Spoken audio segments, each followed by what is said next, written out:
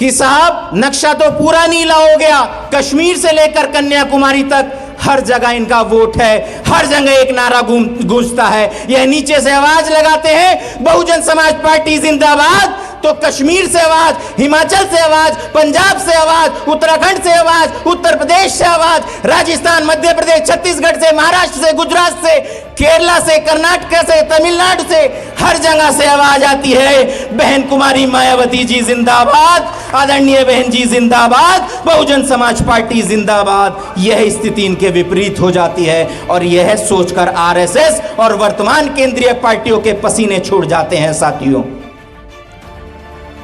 आज India alliance बन रहा है, कल वो यूपीए अलायंस के नाम से जाना जाता था। अगर इतना ही अच्छा अलायंस था तो नाम बदलने की जरूरत नहीं पड़ती। बहुजन समाज पार्टी 84 में भी बहुजन समाज पार्टी थी और आज की स्थिति में भी बहुजन समाज पार्टी है। सोचना पड़ेगा साथियों। इस देश के सबसे बड़े राजनीतिक प्रदेश उत्तर प्रदेश में 4 बार मुख्यमंत्री बनी और लोकसभा के तौर पर सांसद चुनी गई, राज्यसभा के तौर पर सांसद चुनी गई, लेकिन आपके वोटों से कभी समझौता नहीं किया, कभी केंद्र में नहीं गई। ऐसी पिछड़ी अध्यक्षों वाली रीजनल पार्टियां जो बिहार में रही, उत्तर प्रदेश में रही, तमाम अनेक प्रदेशों में रही, महाराष्ट्र प्रदेश में भी रही, अगर वो बहन जी से ना भी सीख लेते,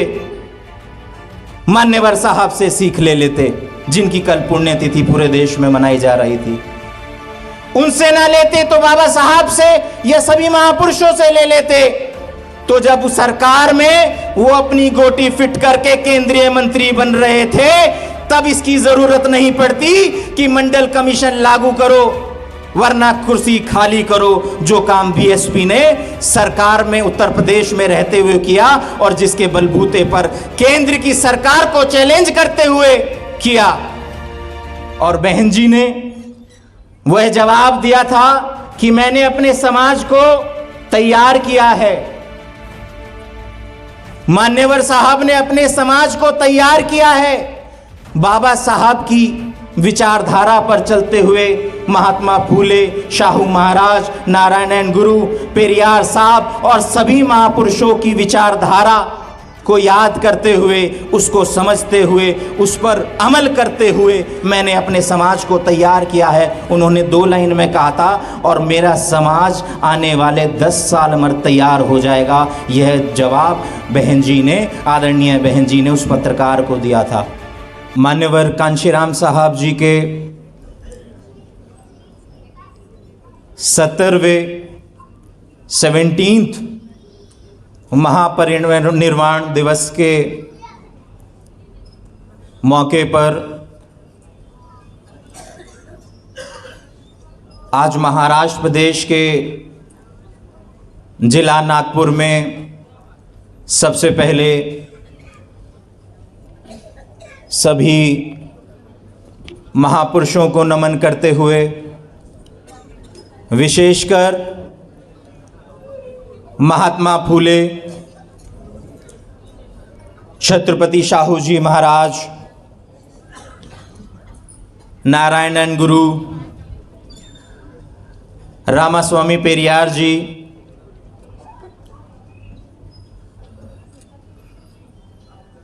सिंबल ऑफ नॉलेज, भारतीय संविधान निर्माता, भारत रत्न परम पूज्य बाबा साहेब अम्बेडकर जी, बहुजनों के मसीहा, 21वीं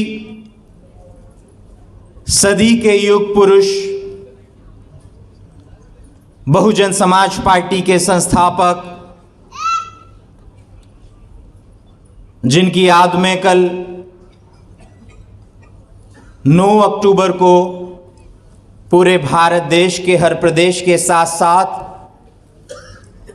पूरी दुनिया में उनके चाहने वालों ने, उनके अनुयायियों ने महापरिनिर्वाण दिवस को मनाते हुए उनको याद किया। और महापुरुष होते हैं, वह किसी जाति में, धर्म में, वर्ग में नहीं बंधते हैं। इस बात का प्रमाण कल आपको देखने को मिला होगा कि पार्टी चाहे जो भी हो और किसी कारणवश उनके द्वारा किए गए बहुजन समाज के उत्थान के लिए, बहुजन समाज को भ्रमित करने के लिए अनेक तमाम पार्टियों ने कल उनके महापरिनिर्वाण दिवस को अपनी अपनी पार्टी कार्यालयों में और प्रदेशों में मनाया। ऐसे थे हमारे मान्यवर कांशीराम साहब जी, उनको नमन करते हुए आज़ाद भारत की सबसे जनप्रिय, सबसे न्यायप्रिय लीडर, सबसे लोकप्रिय नेता, पूर्व मुख्यमंत्री उत्तर प्रदेश, पूर्व सांसद लोकसभा एवं राज्यसभा और बहुजन समाज पार्टी की राष्ट्रीय अध्यक्ष परम आदरणीय बहन कुमारी मायावती जी को अपना आदर्श मानते हुए, अपना नेता मानते हुए आज इस मौके पर आपके बीच में आए बहुजन समाज पार्टी के राष्ट्रीय महासचिव, पूर्व राज्यसभा सांसद, पूर्व विधान परिषद सदस्य, वर्तमान में केंद्रीय कोऑर्डिनेटर के तौर पर अपनी नेता के लिए एक कार्यकर्ता की तरह काम करने वाले आदरणीय डॉक्टर अशोक सिद्धार्थ जी, महाराष्ट्र प्रदेश के युवा प्रदेश अध्यक्ष, बहुत ही जोशीले एडवोकेट संदीप ताजने जी, महाराष्ट्र प्रदेश में मुख्य प्रभारी के तौर पर वर्धा जोन के प्रभारी, प्रदेश प्रभारी सुनील डोंगरे जी,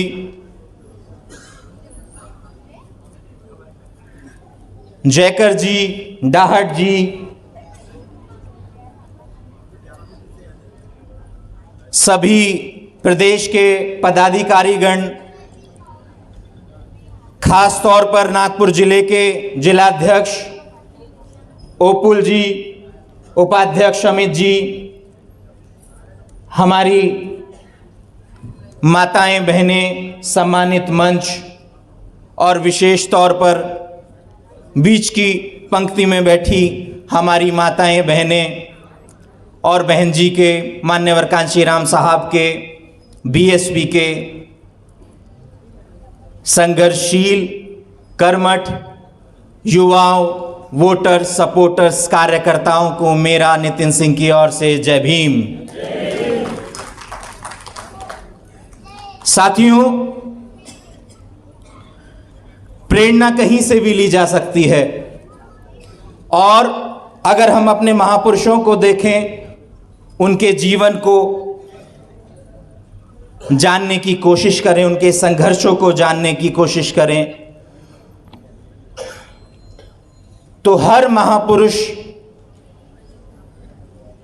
हमारे लिए कुछ ऐसा छोड़ कर गए जिसके बलबूते पर हम इस देश में निचली पायदान पर खड़े किसी भी व्यक्ति विशेष को, चाहे वो किसी भी जाति से, किसी भी वर्ग से आता हो, उसे अग्रणी श्रेणी में लाने के लिए प्रयासरत हैं और सफल होंगे यकीनन। एक प्रेरणा की बात, मैं एक यूनिवर्सिटी में एक चुनाव के दौरान मैंने एक ट्रांसजेंडर के मुंह से सुनी और वह बात ऐसी थी जो पूरे देश के सभी तमाम पिछड़े वर्ग को समझने के लिए पर्याप्त है और जो उनकी वोट को ठग रहे हैं, जो उनकी वोटों का सौदा कर रहे हैं, जो उनको भ्रमित कर रहे हैं, ऐसी पार्टियों को, ऐसे वर्ग को, ऐसे संगठन को, ऐसे नेताओं को सोचने पर मजबूर कर देगा कि ये बात कितनी सच्ची है और इसमें कितनी सच्चाई है। किसी कैंडिडेट के तौर पर यूनिवर्सिटी में चुनाव लड़ते हुए एक ट्रांसजेंडर ने मंच के माध्यम से एक बात कही कि मैं ट्रांसजेंडर इस यूनिवर्सिटी में आज चुनाव लड़ने की स्थिति में हूं और बाबा साहब के दिए गए संविधान की बदौलत मुझे यह मौका मिला। और आज तक मैंने पूर्व में जितने भी चुनाव हुए उनमें मेरी लड़ाई लड़ने वाली तमाम पार्टियों को, तमाम नेताओं को मेरी बात रखते हुए, मेरे हक अधिकार की बात रखते हुए मैंने देखा, सुना, समझा और जाना। उनका बहुत बहुत शुक्रिया, उनका आभार कि आपने चाहे दिल से ली हो, सच्चाई से ली हो या झूठे मन से ली हो, किसी लालच में ली हो, किसी भी तरह से आपने हमारी बात की,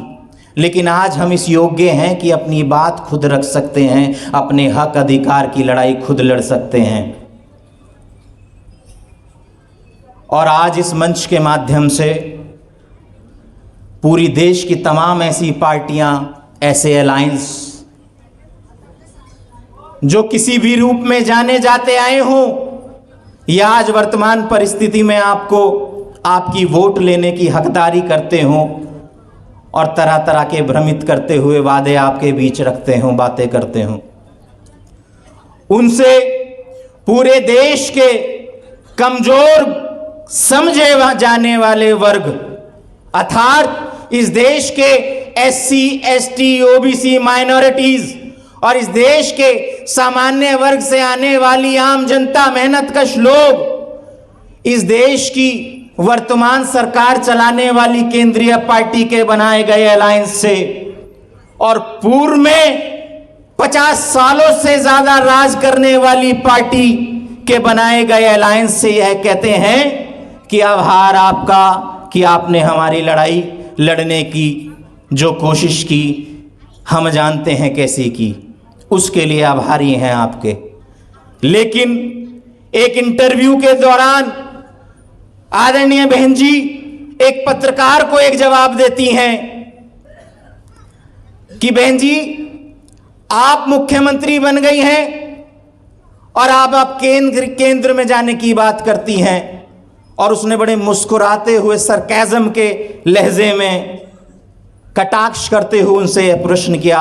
और बहन जी की जैसी स्वभाव है उसी स्वभाव में बहन जी ने उसे जवाब दिया। आज भी वह पत्रकार बड़ा चैनल और बड़ा शो इस देश में महिमा मंडन करने के लिए चलाया करते हैं। और बहन जी ने वह जवाब दिया था कि मैंने अपने समाज को तैयार किया है। मान्यवर साहब ने अपने समाज को तैयार किया है। बाबा साहब की विचारधारा पर चलते हुए महात्मा फूले, शाहू महाराज, नारायण गुरु, पेरियार साहब और सभी महापुरुषों की विचारधारा को याद करते हुए, उसको समझते हुए, उस पर अमल करते हुए मैंने अपने समाज को तैयार किया है। उन्होंने 2 लाइन में कहा था और मेरा समाज आने वाले 10 साल में तैयार हो जाएगा। यह जवाब बहन जी ने, आदरणीय बहन जी ने उस पत्रकार को दिया था। वर्तमान परिस्थिति से आपको थोड़ा सा रूबरू कराना चाहूंगा। बहन जी ने मान्यवर साहब के साथ मिलते हुए जो काम इस देश के पिछड़े लोगों के साथ किया, चाहे वो आर्थिक रूप से, शैक्षिक रूप से, सामाजिक रूप से, राजनीतिक रूप से पिछड़े हों, वह आज तक किसी नेता ने नहीं किया, वह आज तक किसी पार्टी ने नहीं किया, वह आज तक किसी महापुरुषों ने, किसी ने नहीं किया। जो काम महापुरुषों ने, बहुजन समाज पार्टी के बैनर पे लगे महापुरुषों ने किया।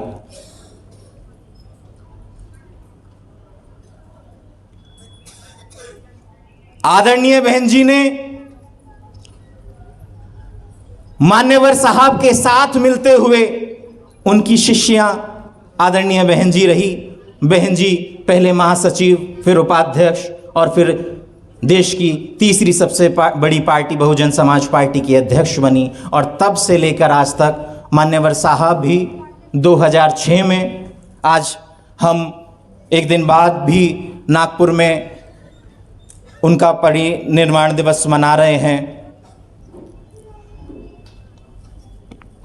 उन्होंने भी वह समय नहीं देखा जो 7 से 12 में बहन जी ने इस देश के सामने इस देश को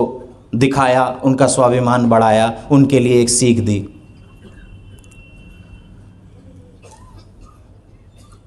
मान्यवर साहब ने पिछड़ों के लिए किया, अल्पसंख्यक के लिए किया,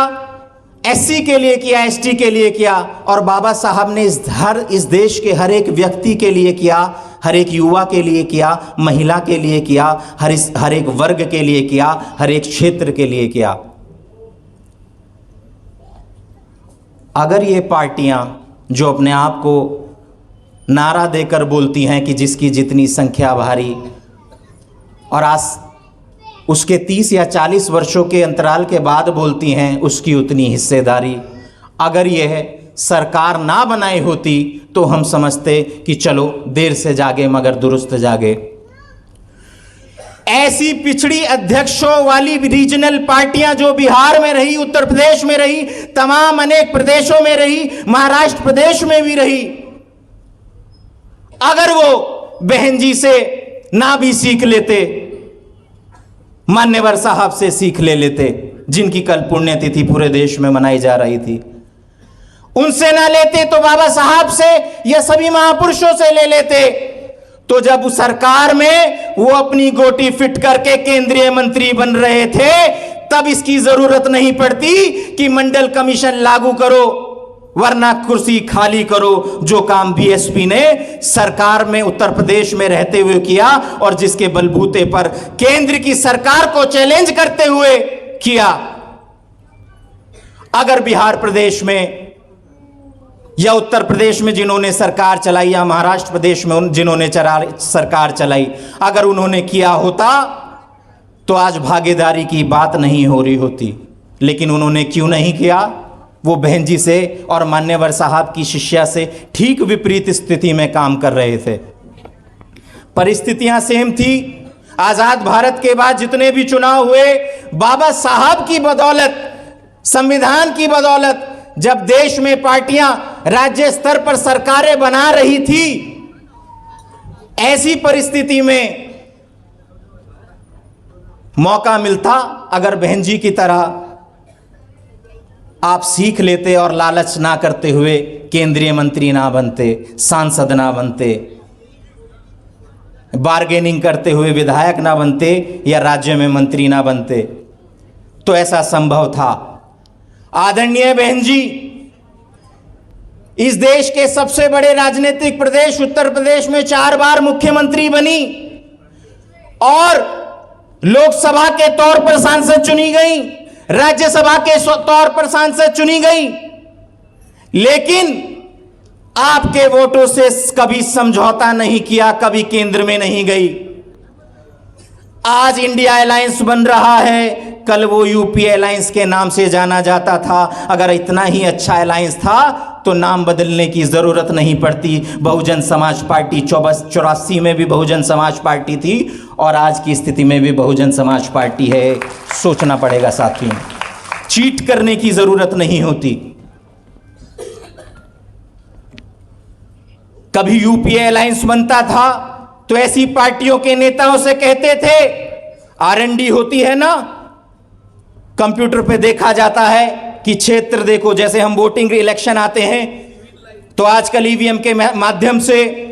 क्षेत्र देखा जाता है, तो सारे में जो घोटाला हो रहा है वो आपको दिखता है कि जब चुनाव के आंकड़े खुलते हैं तो सारे में उम्मीद करते हैं कि कहीं नीला होगा, कहीं कुछ होगा। हम भी उम्मीद करते हैं, पार्टी उम्मीद करती है, लेकिन केसरिया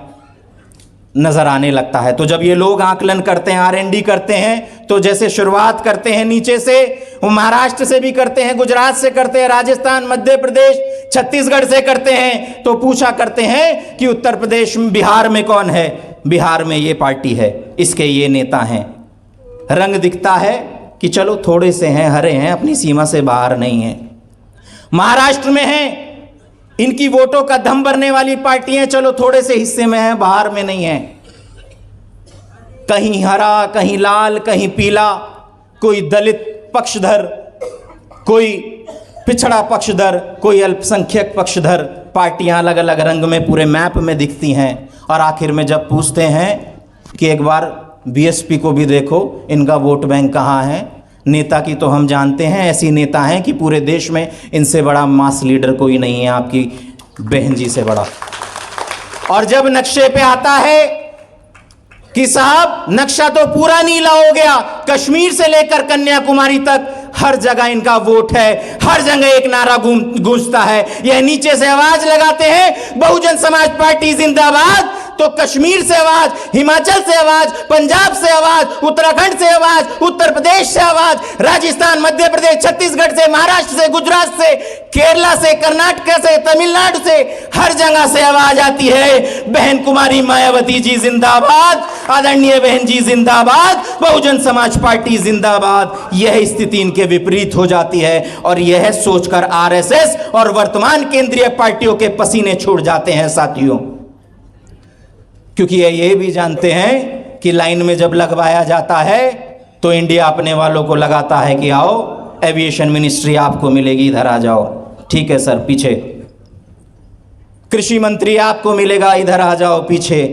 पंजाब से फलाना मंत्री आप बनेंगे पीछे। वर्तमान में महाराष्ट्र से भी दलितों के वोटों का सौदा करने वाले, जिन पे 4 वोट नहीं है दलितों के नाम की, पिछड़ों के नाम की, जिन्होंने जीवन भर मलाई खाई है कहीं ना कहीं किसी पार्टी के नाम की, उन्हें भी आज पीछे मलाई के नाम पे लाइन में लगाया जाता है। मैं सिर्फ चंद शब्दों में अपनी बात करूंगा, खत्म करूंगा, लेकिन जब बहन जी की बात आती है तो बहन जी सदन में एक बार बोला करती थी और बोला था कि यह सापनाथ हैं और यह नागनाथ हैं। यह एक बहुत बड़ी बात थी उस समय पे कि किसी दलित वर्ग से आने वाली महिला ने इस देश की सबसे बड़ी औद्योगिक पकड़ वाली पार्टियों को चैलेंज किया हो। लेकिन गर्व करने की बात है, आप गर्व करिए अपनी नेता पे, उन्होंने पार्टियों को नहीं, देश में बनने वाले 2 पूंजीपति